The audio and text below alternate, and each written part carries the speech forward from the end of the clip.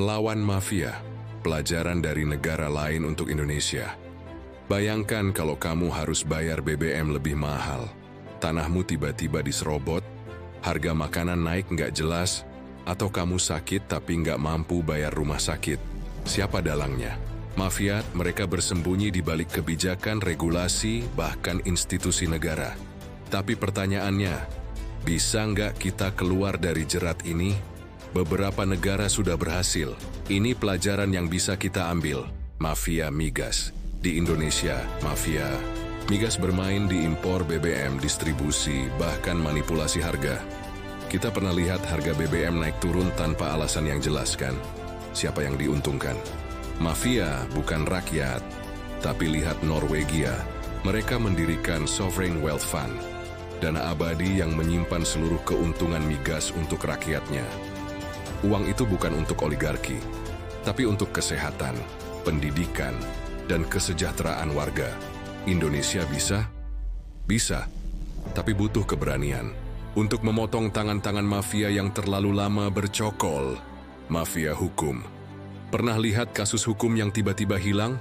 Atau ada pejabat yang sudah jelas bersalah tapi bebas? Itulah kerja mafia hukum. Di Hong Kong, mereka pernah mengalami hal yang sama. Mafia hukum menguasai pengadilan, polisi, bahkan lembaga negara. Tapi mereka berani membentuk Independent Commission Against Corruption, ICIC, lembaga anti korupsi, yang punya kekuatan penuh. Nggak peduli dia pejabat, polisi, atau orang kaya, kalau bersalah pasti dihukum. Indonesia butuh ini. Lembaga pengawas hukum yang benar-benar bebas dari campur tangan politik. Kalau kita nggak berani menegakkan hukum, hukum hanya akan jadi alat mafia untuk melindungi diri mereka sendiri. Mafia pangan. Kamu pernah merasa harga beras, gula, atau minyak goreng naik secara tiba-tiba? Ini bukan kebetulan. Ini permainan. Junti mafia pangan menyimpan stok barang, menciptakan kelangkaan, lalu menjual dengan harga tinggi. Siapa yang menderita? Rakyat kecil. Brazil mengatasi ini dengan cara cerdas. Mereka membebaskan petani dari tengkulak dan membangun sistem koperasi yang kuat. Hasilnya, harga pangan stabil, petani sejahtera, mafia nggak punya ruang gerak. Indonesia bisa banget.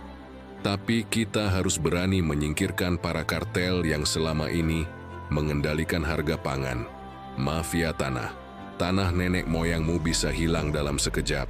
Sertifikat bisa dipalsukan, penggusuran bisa dipaksakan, dan mafia tanah selalu punya orang dalam di pemerintahan. Di Singapura tidak ada ruang untuk mafia tanah.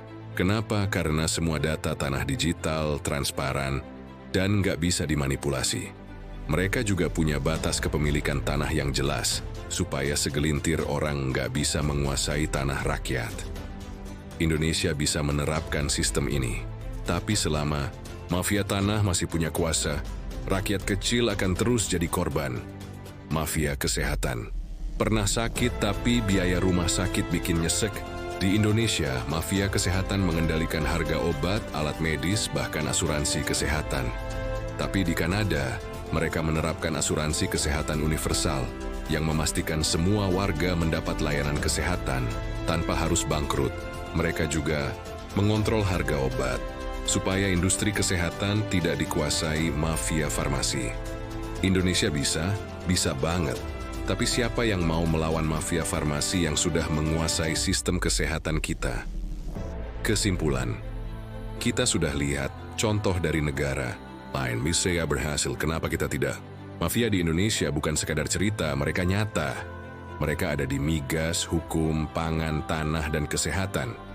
Tapi kalau kita terus diam, mereka akan terus berkuasa.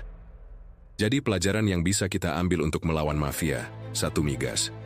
Perlu transparansi dan pengawasan ketat seperti Norwegia. 2. Hukum. Perlu lembaga pengawas independen seperti ICAC di Hong Kong. 3. Pangan. Pasar pangan yang kompetitif dan koperasi petani seperti di Brazil. 4. Tanah. Digitalisasi sertifikat tanah dan pembatasan kepemilikan seperti di Singapura. 5. Kesehatan. Sistem kesehatan universal dan kontrol harga obat seperti di Kanada. Ini semua bisa diterapkan di Indonesia asal pemerintah dan masyarakat bersatu untuk melawan mafia-mafia ini.